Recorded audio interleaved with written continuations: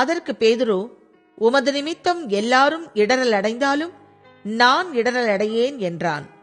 இயேசு அவனை நோக்கி, இன்றைக்கு இந்த ராத்திரியிலே சேவல் 2 தரம் கூவுகிறதற்கு முன்னே நீ 3 தரம் என்னை மறுதலிப்பாய் என்று மெய்யாகவே உனக்கு சொல்லுகிறேன் என்றார். அதற்கவன், நான் உம்மோடே மரிக்க வேண்டியதாயிருந்தாலும் உம்மை மறுதலிக்க மாட்டேன் என்று உறுதியாய் சொன்னான். எல்லாரும் அப்படியே சொன்னார்கள். பின்பு கெத்செமனே எண்ணப்பட்ட இடத்திற்கு வந்தார்கள்.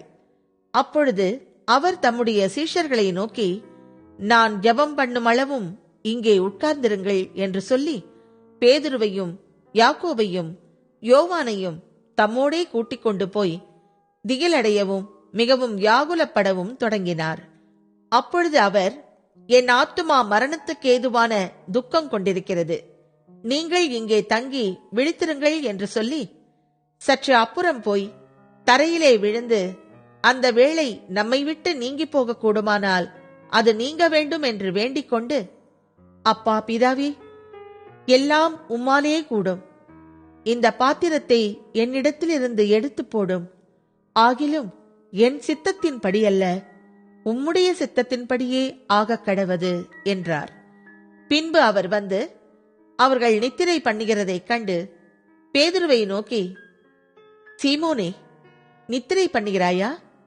1 மணி நேரம் நீ விழித்திருக்க கூடாதா? நீங்கள் சோதனைக்குட்படாத படிக்கு விழித்திருந்து ஜெபம் பண்ணுங்கள்.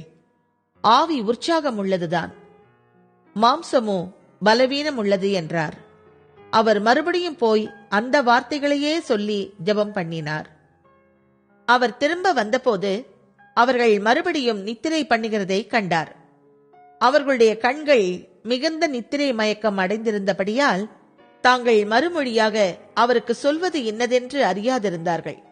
அவர் 3ஆம் தரம் வந்து, இனி நித்திரை பண்ணி இளைப்பாருங்கள், போதும், வேளை வந்தது, இதோ மனுஷகுமாரன் பாவிகளுடைய கைகளில் ஒப்புக் கொடுக்கப்படுகிறார், என்னை காட்டிக் கொடுக்கிறவன் இதோ வந்துவிட்டான், எழுந்திருங்கள், போவோம் என்றார்.